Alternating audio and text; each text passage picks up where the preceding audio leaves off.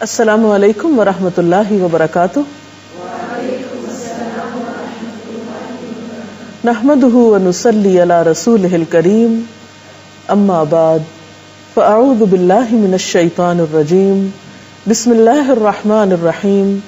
رب اشرح لی صدری ویسر لی امری واحلل عقدۃ من لسانی یفقہوا قولی. آج ہم گفتگو کریں گے روزہ اور قرآن کے موضوع پر. قرآن حکیم اللہ رب العزت کی کتاب ہے، اس کا کلام ہے. یہ کوئی معمولی کلام نہیں ہے، یہ کلام اس ہستی کا ہے جس نے یہ کائنات بنائی، جو خالق ہے، جو مالک ہے، جو ہم سب کا رازق ہے، جس نے ہم سب کو ہدایت دی. یہ کلام دنیا کے ہر کلام سے عظیم تر ہے، اور اس کا اندازہ آپ کو اس سے بھی ہو سکتا ہے کہ اس کلام کے ساتھ ہر طرح کی عظمتیں وابستہ ہیں. جو فرشتے یعنی جبریل امین اس کو لے کر آئے وہ ملائکہ کے سردار ہیں. جس امت پر یہ کتاب نازل ہوئی اسے خیر امت قرار دیا گیا. جس رات میں یہ کتاب اتری لیلۃ القدر کی رات، اسے 1000 مہینوں سے بہتر رات قرار دیا گیا. جس شہر میں یہ کتاب نازل ہوئی مکہ، اسے ام القری بستیوں کی ماں کہا گیا. اور جس مہینے میں یہ کتاب نازل ہوئی رمضان المبارک کا مہینہ، وہ تمام مہینوں سے افضل قرار پایا. لہذا قرآن پاک اور رمضان کا ایک خاص تعلق ہے. اللہ رب العزت فرماتے ہیں شہر رمضان الذی انزل فیہ القرآن. رمضان وہ مہینہ ہے جس میں قرآن نازل کیا گیا. ھدی للناس، جو لوگوں کی ہدایت کے لیے ہے. وبینات من الہدی والفرقان، اور اس کتاب میں ہدایت اور فرقان کی روشن نشانیاں ہیں. یعنی ایسی تعلیمات پر مشتمل ہے کہ جو راہ راست دکھانے والی اور حق و باطل کا فرق کھول کر رکھ دینے والی ہیں. اس لیے یہ بات ضروری معلوم ہوتی ہے کہ روزے اور قرآن کا تعلق صحیح طور پر واضح کیا جائے، اور اس مہینے میں قرآن پاک کے ساتھ خصوصی تعلق قائم کیا جائے. اللہ سبحانہ وتعالی اس کتاب کے بارے میں یہ بھی فرماتے ہیں قل بفضل اللہ وبرحمتہ فبذلک فلیفرحوا ھو خیر مما یجمعون. آپ کہہ دیجئے کہ یہ اللہ کا فضل اور اس کی مہربانی ہے کہ یہ چیز اس نے بھیجی، اس پر تو لوگوں کو خوشی منانی چاہیے. یہ ان سب چیزوں سے بہتر ہے جنہیں لوگ سمیٹ رہے ہیں. گویا یہ کتاب ہر اس نعمت سے، ہر اس دولت سے بڑی دولت ہے جو لوگ سمیٹتے ہیں یا جن چیزوں کا شوق لوگ رکھتے ہیں. اور یہ بات کس کی کہی ہوئی ہے؟ اللہ رب العزت کی. یہ مہینہ چونکہ نزول قرآن کا مہینہ ہے، اس لیے ہم سب کو بھی چاہیے کہ اس مہینے میں زیادہ سے زیادہ قرآن حکیم کے ساتھ تعلق پیدا کریں. ہم دیکھتے ہیں کہ نبی اکرم صلی اللہ علیہ وسلم جن پر یہ قرآن پاک نازل ہوا، وہ بھی اس مہینے میں قرآن پاک کے ساتھ ایک خصوصی تعلق رکھتے تھے. ابن عباس کا بیان ہے کہ رسول اللہ صلی اللہ علیہ وسلم سب سے زیادہ سخی تھے، اور رمضان میں جب آپ کو حضرت جبریل علیہ السلام آ کر ملتے تو آپ بہت زیادہ سخاوت کرنے والے تھے. اور جبریل علیہ السلام رمضان کی ہر رات میں آپ سے ملتے تھے اور آپ سے قرآن کا دور کرتے تھے. بس یقیناً رسول اللہ صلی اللہ علیہ وسلم سے جب جبریل علیہ السلام ملتے تو آپ تیز ہوا سے بھی زیادہ سخاوت فرماتے تھے. اس حدیث کو بخاری اور مسلم نے روایت کیا ہے. تو اس سے پتہ چلتا ہے کہ آپ صلی اللہ علیہ وسلم رمضان کی راتوں میں سے ہر رات جبریل امین کے ساتھ قرآن پاک کا دور فرمایا کرتے تھے. ہمارے لیے بھی لازم ہے کہ ہم اس مہینے میں خاص طور پر قرآن پاک کی تلاوت کا اہتمام کریں. قرآن پاک کا پڑھنا تو ویسے ہی بابرکت ہے. ایک ایک حرف کے پڑھنے پر 10 نیکیوں کا وعدہ ہے، اور قیامت کے دن بھی یہ قرآن انسان کے لیے سفارشی بن کر آئے گا. حضرت ابو امامہ سے روایت ہے، کہتے ہیں کہ میں نے رسول اللہ صلی اللہ علیہ وسلم سے سنا، آپ نے فرمایا قرآن مجید پڑھا کرو کیونکہ وہ قیامت کے دن اپنے پڑھنے والوں کے لیے سفارشی بن کر آئے گا. گویا یہ کتاب قیامت کے دن ہمارے لیے سفارش کرے گی اور اس کتاب کا پڑھنا ہر طرح سے باعث برکت ہے، ہاں ناظرہ پڑھا جائے، زبانی پڑھا جائے، ترجمے کے ساتھ پڑھا جائے، روانی کے ساتھ پڑھا جائے یا اٹک اٹک کر پڑھا جائے۔ کوئی بھی شخص جو اس کتاب سے تعلق رکھتا ہے وہ خیر و برکت ہی پاتا ہے، اللہ کی رحمت کا مستحق ہوتا ہے اور کسی طرح بھی نیکی اور اجر سے محروم نہیں ہوتا۔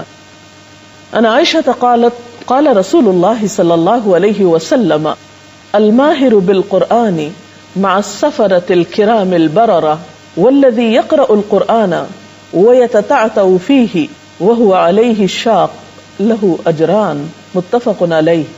حضرت عائشہ رضی اللہ تعالی عنہا بیان فرماتی ہیں کہ رسول اللہ صلی اللہ علیہ وسلم نے ارشاد فرمایا کہ قرآن کا ماہر قرآن کے لکھنے والے معزز اور پاکیزہ فرشتوں کے ساتھ ہوگا، یعنی جو بہت عمدگی کے ساتھ قرآن پاک پڑھ سکتا ہے، اور جو شخص قرآن مجید کو اٹک اٹک کر اور بڑی مشکل سے پڑھتا ہے اس کے لیے دوہرا اجر ہے۔ یہ ہے اللہ سبحانہ وتعالیٰ کی رحمت، وہ انسانوں کی کوشش کو دیکھتا ہے، اس کی قدر کرتا ہے۔ ایک شخص کوشش کے باوجود اگر زیادہ نہیں بھی پڑھ پاتا تو اس کے لیے دگنے اجر کی خوشخبری سنائی گئی تاکہ کوئی بھی شخص اس سعادت سے محروم نہ رہے۔ آئیے ہم دیکھتے ہیں کہ حضور صلی اللہ علیہ وسلم قرآن پاک کس طرح پڑھا کرتے تھے۔ اس سلسلے میں حضرت ام سلمہ کی ایک روایت ہمیں ملتی ہے، ان سے کسی نے پوچھا تھا کہ آپ صلی اللہ علیہ وسلم قرآن پاک کس طرح پڑھا کرتے تھے، تو انہوں نے فرمایا کہ آپ صلی اللہ علیہ وسلم ٹکڑے ٹکڑے کر کے پڑھا کرتے تھے، یعنی ایک ایک آیت کو الگ الگ کر کے پڑھا کرتے تھے۔ مثلا آپ الحمدللہ رب العالمین پڑھتے، پھر ٹھہر جاتے، پھر الرحمن الرحیم پڑھتے، پھر توقف فرماتے۔ گویا قرآن پاک کو اس کا حق دے کر پڑھنا زیادہ بہتر ہے۔ اس کے علاوہ یہ بھی ضروری ہے کہ قرآن پاک کو خوش آوازی کے ساتھ پڑھا جائے۔ اللہ تعالیٰ نے ہر انسان کے اندر اچھی آواز کے ساتھ پڑھنے کا ایک شوق رکھا ہے۔ ہم مختلف چیزیں اچھی آوازوں کے ساتھ پڑھتے رہتے ہیں، عموماً شعر و شاعری میں ہم اپنی اچھی آوازیں استعمال کرتے ہیں، لیکن اللہ کا کلام اس کا زیادہ مستحق ہے کہ اس کے لیے انسان اپنی بہترین آواز کا استعمال کرے اور اس کے لیے کوشش بھی کرے۔ ایک حدیث میں آتا ہے کہ زینوا القرآن باصواتکم، قرآن پاک کو اپنی آوازوں کے ساتھ مزین کرو، خوبصورت بناؤ، یعنی اس کے لیے شعوری کوشش بھی کی جائے۔ ایک اور روایت میں آتا ہے نبی صلی اللہ علیہ وسلم نے فرمایا، اے اہل قرآن، قرآن کو تکیہ مت بنا لو بلکہ اس کی تلاوت کرو جس طرح کہ اس کی تلاوت کرنے کا حق ہے۔ رات اور دن کے اوقات میں اسے اعلانیہ پڑھو، یعنی بلند آواز سے پڑھو، خوش آوازی کے ساتھ پڑھو، اور جو کچھ مضامین ہے اس میں ان پر غور کرو، امید ہے تمہیں فلاح نصیب ہوگی۔ اور اس کا ثواب جلدی حاصل کرنے کی کوشش نہ کرو، یعنی پڑھنے کے بعد فوراً یہ توقع نہ رکھو کہ جس مقصد کے لیے پڑھا گیا ہے وہ جلد ہی پورا ہو جائے، اور اگر وہ پورا نہیں ہوا تو پڑھنا ہی چھوڑ دیا جائے۔ نہیں، کیوں؟ اس لیے کہ اس کا ثواب لازمن ہے، تو گویا اسے اجر آخرت کی نیت سے پڑھنا چاہیے۔ پھر اسی طرح یہ ہے کہ ناظرہ پڑھنے کے علاوہ رات کو نفل نماز میں یا تراویح میں بھی خاص طور پر اس کو پڑھنا یا سننا چاہیے۔ اگر انسان خود زیادہ قرآن پاک نہ جانتا ہو یا اس کو حفظ نہ ہو تو ایسی صورت میں وہ کسی حافظ کے پیچھے کسی مسجد میں خصوصاً رمضان میں لمبی نماز پڑھنے کے لیے نماز تراویح میں شریک ہو سکتا ہے، اور ایسا کرنا بہت اجر و ثواب کا باعث ہے۔ حضرت عبداللہ بن عمر رضی اللہ تعالی عنہ سے روایت ہے کہ نبی صلی اللہ علیہ وسلم نے فرمایا، روزہ اور قرآن قیامت کے دن بندے کے لیے سفارش کریں گے۔ روزہ کہے گا، اے میرے رب، میں نے اس بندے کو کھانے پینے اور اپنی خواہشات سے روکے رکھا، لہٰذا اس کے بارے میں میری سفارش قبول کی جائے۔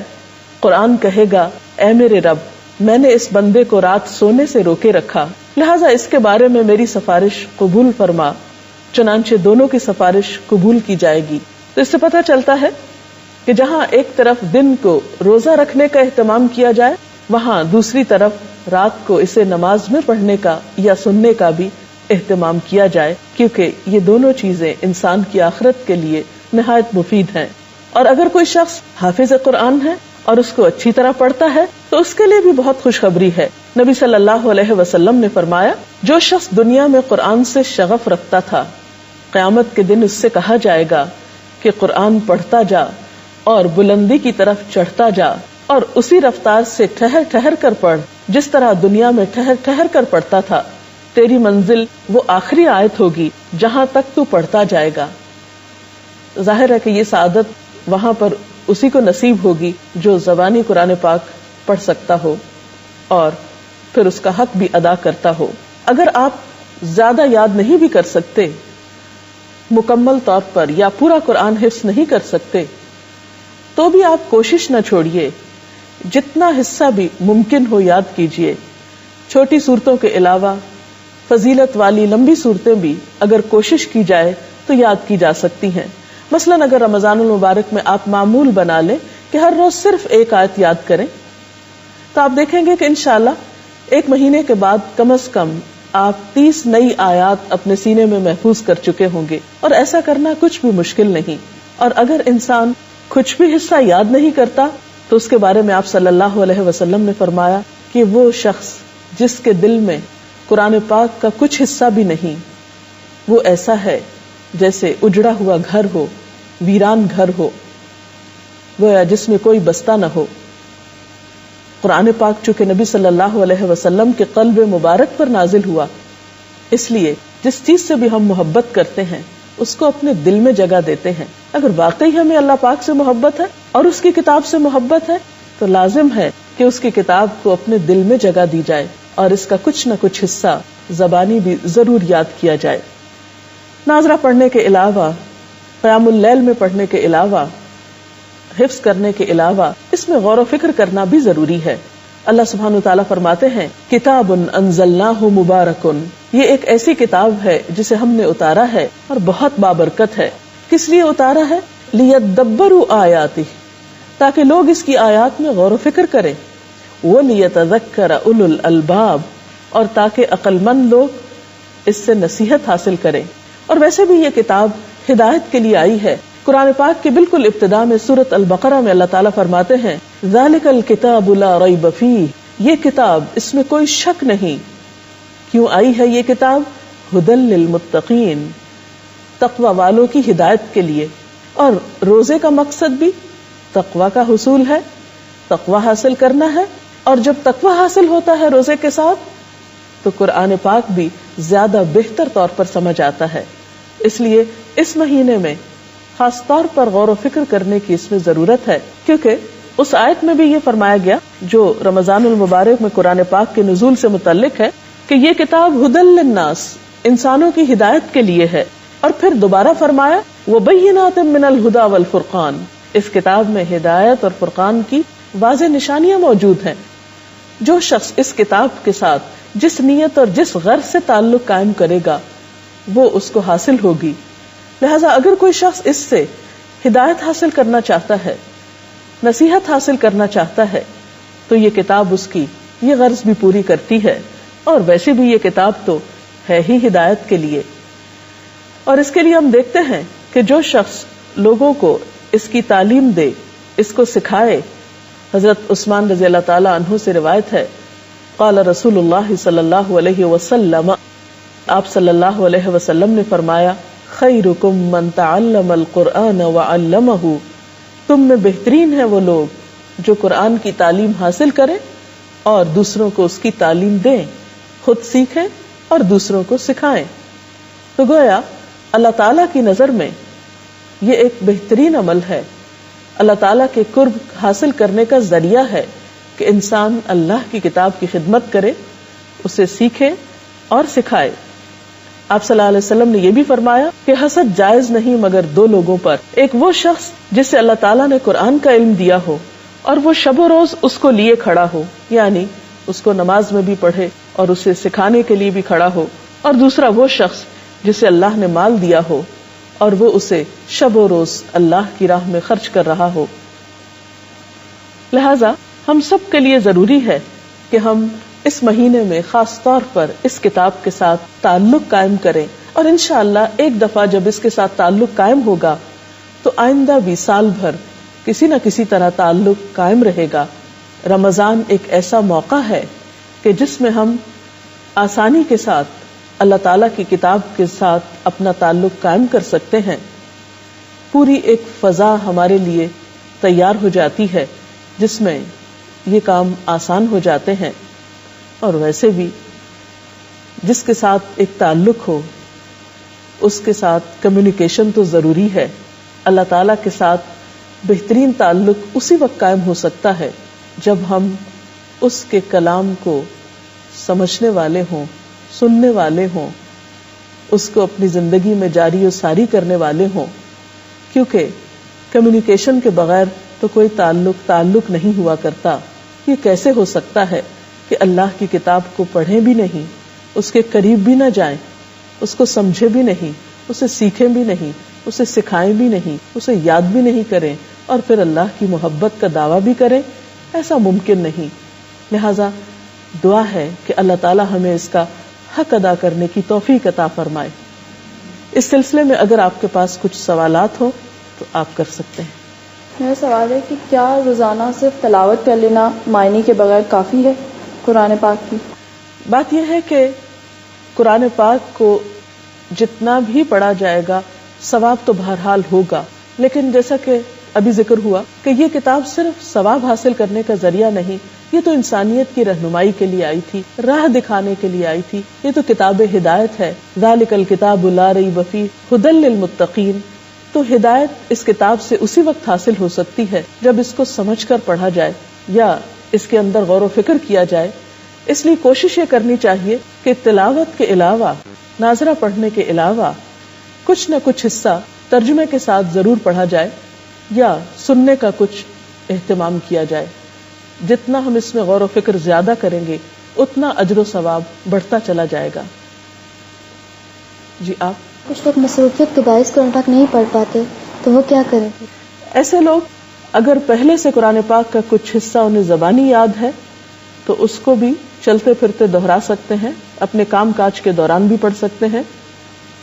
یا پھر یہ ہے کہ اگر وہ پڑھنے کے قابل نہیں، مثلا بہت بوڑھے بزرگ ہیں، نگاہ بہت کمزور ہے، زیادہ بیٹھ نہیں سکتے، زیادہ دیر پڑھ نہیں سکتے، تھک جاتے ہیں جلدی، تو ایسی صورت میں الحمدللہ آج کل ہر جگہ پر کیسٹ پلیئرز موجود ہیں اور مختلف قراء کی خوبصورت آوازوں میں قرآن پاک کی تلاوت کی کیسٹس بھی دستیاب ہیں.